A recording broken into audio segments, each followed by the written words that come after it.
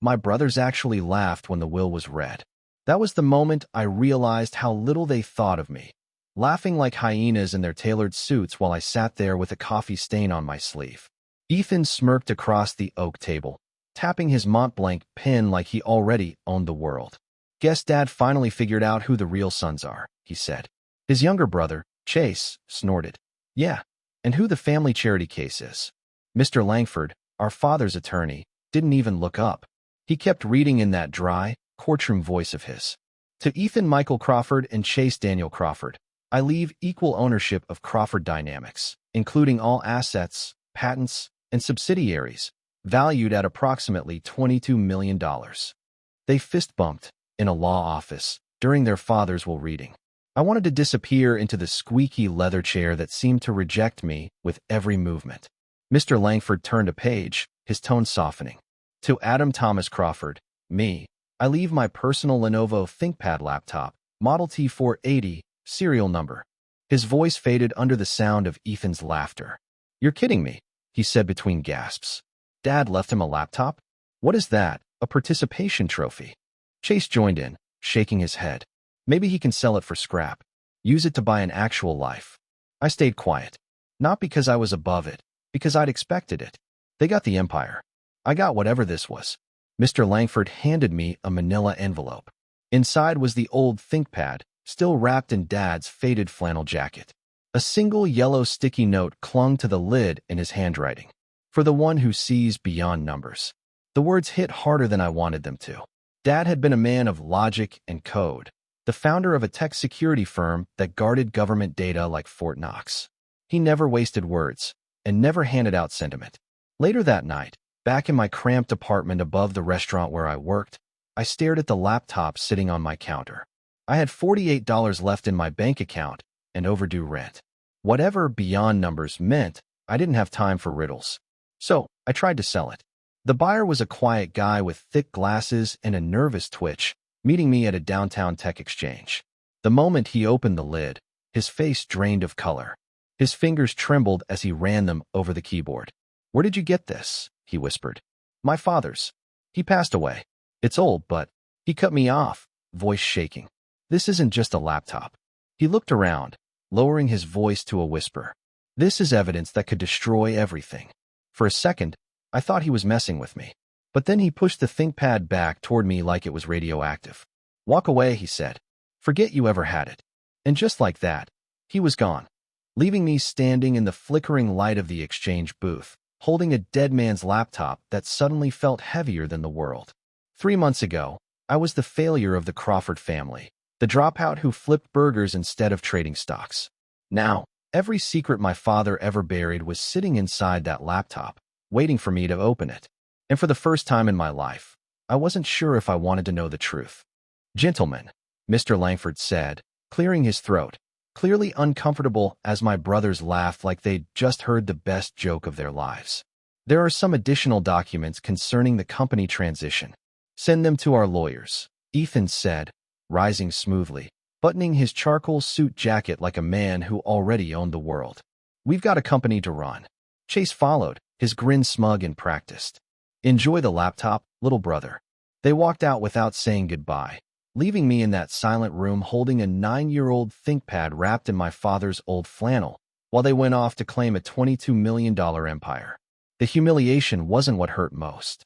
It was knowing Mom wasn't there to see it, the only person who would have been on my side. She would have known what that moment meant. When she divorced Dad, she said he'd turned into someone she didn't recognize.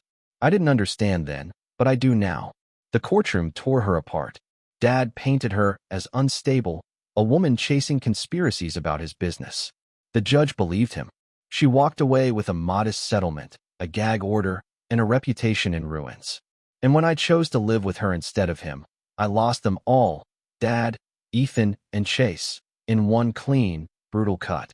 That old laptop sat untouched on my counter for 2 weeks, a paperweight of disappointment, until the eviction notice showed up. That's when I decided to sell it, the last thing my father thought I was worth. I had no idea I was holding something powerful enough to tear my family's empire to the ground. I'd spent the last 5 years managing a small Italian restaurant downtown, known as Table, A corner place in Portland with red checkered tablecloths and the best carbonara west of Rome. It wasn't glamorous, but it was home. The owner, Mr. Benedetti, had taken me in when I was just another broke waiter with a decent smile. Within 6 months, he made me manager. I loved it all. The smell of garlic clinging to my clothes, the hum of conversation, the regulars who asked about my mom. It was the first place I felt useful. My father never understood that. Every call was the same. When are you going to get a real job, Adam? Crawford's didn't serve people. We were supposed to own people. But I'd seen what that ambition had done to him. The way it hollowed out everything that once made him human. He used to teach me how to build model rockets in the garage. By the time I was 15, he couldn't remember my birthday without checking his calendar app. After the will reading, I went home to my tiny studio above a dry cleaner that always smelled like ammonia. The ThinkPad sat on the counter next to overdue bills. I tried powering it on once. Password protected. The hint. The day everything changed. I tried birthdays. Company milestones. Nothing. Then Mom texted. How did it go, sweetheart? About how we expected, I typed back. Ethan and Chase got everything. I got a laptop. She called immediately. Oh, Adam, I'm so sorry. It's fine. We knew it'd go that way. It's not fine. You're his son too. You deserved better. Her voice was steady, but I could hear the ache underneath. She still blamed herself for how it turned out, for leaving him, for me losing them. But she never understood that I'd rather have her decency than his empire. How's the restaurant? She asked. Closed, I said. Mr. Benedetti went back to Italy. Couldn't keep it going after the pandemic. There was a long pause. Why didn't you tell me? What could you do, Mom? You're barely getting by yourself. You're as stubborn as your father, she said softly. Please don't compare me to him. She sighed. I meant the version I married. The good one. Before the money. We talked about safe things after that. Her garden, her new mystery novel, the neighbor's cat that kept stealing newspapers. She didn't ask about my rent. I didn't tell her I had $47 in my account. After the call, I sat there scrolling job listings, but every position wanted recent references. My last boss was gone, my past jobs long shuttered. My resume looked like a graveyard of businesses that didn't make it. That's when my eyes landed on the ThinkPad again. Maybe I could sell it. Old ThinkPads had a cult following. Collectors loved refurbishing them. Maybe I could get a few $100, enough to keep the lights on. I posted it online. Vintage Lenovo ThinkPad T480, excellent condition. $300 OBO. Must sell fast. 10 minutes later, I had 5 replies. One offered $200. One wanted more photos. One was a scam. But the last message froze me. $500 cash today. No questions. My name is Milo Thatcher. If that laptop belonged to Richard Crawford, we need to talk. That name, my father's, hit like a brick. I agreed to meet at the Daily Grind, a busy downtown coffee shop with big windows and multiple exits. Maybe I was paranoid, but something about that message didn't feel right. Milo looked like a man who hadn't slept in a week. Thin, pale, his glasses slightly crooked. When I sat down, his eyes locked onto the laptop bag like it was the Holy Grail. Adam Crawford, he asked. That's me. You're Milo. He nodded, fingers twitching. You look just like your father. Thanks for that, I said. You said 500?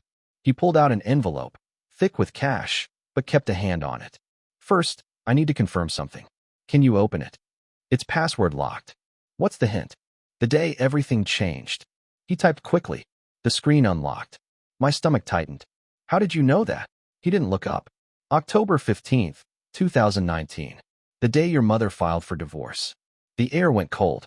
Who are you? I'm an investigative journalist with the Washington Post. And I've been following your father's company for 7 years. He opened a folder on the desktop labeled Project Phoenix. Inside were hundreds of files, bribes, offshore accounts, falsified data, internal memos about safety reports. Words like elimination protocol and FDA suppression. Your father wasn't just rich, Milo said quietly. He was covering up crimes. Big ones. 45 million in hidden accounts. But the money isn't the worst of it. My phone buzzed. Ethan calling. I ignored it. Then Chase. Then both. Over and over. They know, Milo whispered. When the laptop connected to Wi-Fi, someone at Crawford Dynamics saw it. They know what you have. I answered on the 10th ring. What do you want, Ethan? Adam, hey, buddy. Where are you? Since when do you call me buddy? Chase cut in, too cheerful. We've been talking. We think Dad made a mistake. You should have gotten a share of the company. We want to make it right. Really? Ethan's voice came fast. We'll give you $2 million. Cash. Just bring Dad's laptop to the office. It has proprietary software. Company property. The same laptop you laughed at. Don't be dramatic, Chase said. It's sensitive data. It belongs to us. I'll think about it. There's nothing to think about, Ethan snapped. If you don't return it, our lawyers will. I hung up. Milo was already dialing someone. You need to hear this, he said, spreading printed photos on the table. 17 faces stared back at me. Men, women, even kids. These people died, he said, because of a flaw in Crawford Dynamics pacemaker encryption. Your father's team found it. They covered it up. My hands shook. You're saying my father killed them? Indirectly. And your brothers helped hide it. Their signatures are on every approval document. He pulled out one last photo. My mother. She found out. Tried to expose him. He destroyed her credibility, had her followed, hacked her emails, and threatened to have her committed. I called her immediately. She answered before it rang twice. Adam, whatever they're offering you, don't take it. Mom, these files, Dad was responsible for deaths. 23, you said? Yes. He laughed when I confronted him. When I threatened to go to the FBI, he made sure I'd never be believed. The gag order saved my life. My phone lit up again, 40 missed calls now. Milo leaned closer. We can stop them. The FBI's ready, but we need evidence. And your brothers just gave us an opening. You want me to walk into their trap? No, he said. I want them to walk into ours. I called Ethan back. $2 million's not enough, I said. How much then? 5. Cash. Tonight. Done, he said without hesitation. That's when I knew how deep this went. Milo hung up his own call. Agent Rivera, it's Thatcher. We have them. 8 o'clock, Crawford Dynamics headquarters. He looked at me. You'll be wired. My pulse spiked. You want me to spy on my brothers? I want you to get justice for 23 people who can't. I looked down at the photos again. At Tyler Morrison, the high school kid who never made it to graduation. At Dorothy Palmer, who'd never hold her grandchild. And then Milo said, softly, there's one more thing. Your father's death, it wasn't natural. I froze. What are you talking about? He looked me straight in the eye. 3 days before he died, your brothers changed his heart medication. The new prescription had a fatal interaction with his other meds. I stared across the cafe table, trying to breathe, but the air felt thick and heavy. The espresso machine hissed behind us, and I could barely hear my own voice when I said, You're telling me my brothers killed our father? Agent Milo Thatcher didn't blink. Whether it was intentional or not, Adam, they signed off on the override. Their signatures are right there. The coffee shop suddenly felt too small, too bright, too close. My brothers, the same men who laughed when Dad left me an ancient laptop instead of his multi-million-dollar company, might have murdered him. I need some air, I muttered, standing too fast. Adam, Milo said quietly, I know this is a lot. A lot. I turned back to him, my voice shaking. I just found out my brothers may have killed our father. Then my mother was gaslit and silenced. And now you want me to wear a wire like I'm in some undercover sting operation. I want you, Milo said evenly, to be the one Crawford who does the right thing. That stopped me cold. I thought about my life, running Marcellina's Table, my little Italian restaurant in Portland, where honesty mattered more than margins. About the regulars who tipped with handshakes, about the music and laughter and the smell of garlic bread that wrapped around you like safety. I'd walked away from the Crawfords to build something real. But now their poison had found me anyway. Okay, I said. I'll do it. Crawford Technologies stood like a monument to arrogance. 20 stories of glass and steel glinting in the Oregon sun. I arrived at 8 sharp, the ThinkPad bag slung over my shoulder, the FBI wire taped to my chest, burning against my skin like a secret I didn't want to keep. The elevator ride to the top floor felt endless. When the doors slid open, Ethan sat behind Dad's old mahogany desk, his hair perfect, his confidence smug. Chase paced in front of the floor-to-ceiling windows, the city glittering behind him. There he is, Ethan said, rising with a smile that didn't reach his eyes. Our baby brother, finally seeing reason. Let's just get this done, I said flatly. They led me into the executive conference room. Ethan closed the blinds. Chase shut the door. $5 million, Chase said. You give us the laptop, we give you a clean slate. Cash. I asked. Ethan laughed. You really have been living in the real world too long. You think we carry that kind of money? Then we have a problem, I said. No. Chase replied, his friendly tone vanishing. You have a problem. That laptop contains company property. Intellectual property that belongs to Crawford Technologies. You can hand it over and walk out. Or we can have you arrested for corporate theft. I set the bag on the table. Before we do this, I want to know something. Go ahead, Ethan said, his voice wary. Did you know about the pacemaker flaw? Both brothers froze. What flaw? Ethan asked carefully. The one that killed 17 people, I said quietly. Or should I say 23? Chase's eyes narrowed. Where did you hear that? Does it matter? I replied. I just want to know if you two knew people would die when you signed off on the cover-up. Ethan exhaled sharply. Business requires tough decisions. A recall would have destroyed the company. Thousands of jobs lost. Sometimes the needs of the many outweigh the needs of the few. So you did know. We knew there was a possibility. Chase snapped. A theoretical issue. The odds of real harm were tiny. Tell that to Tyler Morrison's parents, I said. He was 16. Ethan's head jerked up. How do you know that name? I opened the laptop, the FBI wire transmitting every word. Because it's all right here. Every memo, every email, every lie. I connected the computer to the conference room screen. The first file appeared. Termination order, Francine Crawford. Permanent solution. Chase went pale. What the hell is that? It's a contract, I said softly. Dad's contract. A hit order. On Mom. He hired professionals to kill her if she went public about Project Helios. Look at the authorization signatures. Both men leaned closer, and there they were. Ethan M. Crawford. Chase D. Crawford. We never signed that. Ethan shouted. We sign hundreds of things. Someone must have slipped this in. So you admit you signed documents without reading them? I asked. Documents that might order someone's death? That's not what I meant. I clicked the next file. Prescription override. Vernon Crawford. 3 days before Dad died, I said. You both approved a drug change his doctor specifically warned against. We were trying to help him. Chase blurted. His cardiologist. Dr. Mitchell, I interrupted, explicitly rejected the change. You overrode him. The door burst open. FBI. Nobody moved. Agents poured into the room, weapons raised. Milo entered last, his badge gleaming. Ethan Michael Crawford, Chase Daniel Crawford. You're under arrest for conspiracy to commit murder, fraud, and federal safety violations. Ethan's glare burned into me. You set us up. Your own blood. No, I said, opening one last file on the laptop. Dad set you up. The screen flickered to life. Dad appeared. Older, frilier, but unmistakably him. If you're watching this, Adam, he began, then you found the courage I never did. Your brothers aren't my biological sons. I discovered this 5 years ago through a DNA screening. They're the result of your mother's relationship before me. She never knew I found out. But when I learned what they'd done, what they'd covered up, I couldn't live with it. I wasn't brave enough to stop them. But you are. You were always the best of us, Adam, the only true Crawford. The video ended. Ethan stood frozen. Chase began to cry. The agents led them away in handcuffs, shouting protests that no one believed. The trial consumed national headlines for nearly a year. Crawford brothers convicted in tech scandal.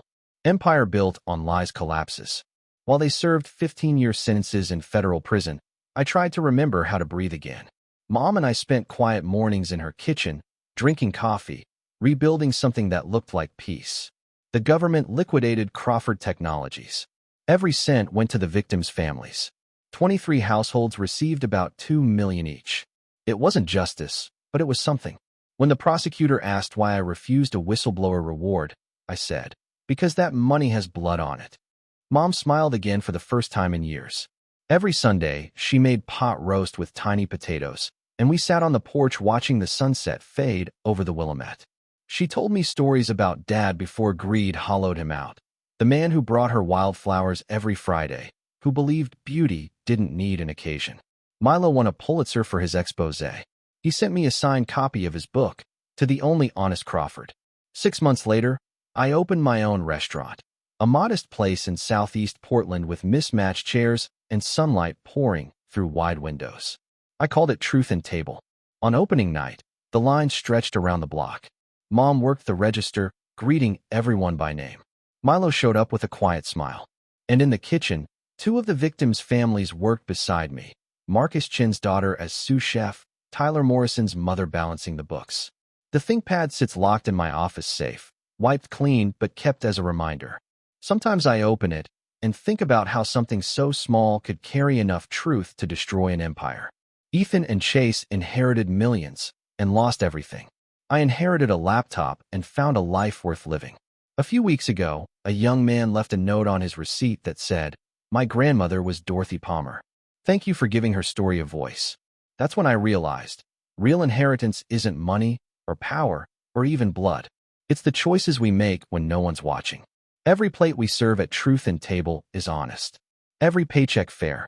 Every customer treated like family. It's not an empire, but it's mine, built on truth, forgiveness, and something stronger than blood money. Sometimes the smallest gift carries the heaviest truth. And sometimes the best revenge against a corrupt legacy is simply living an honest life.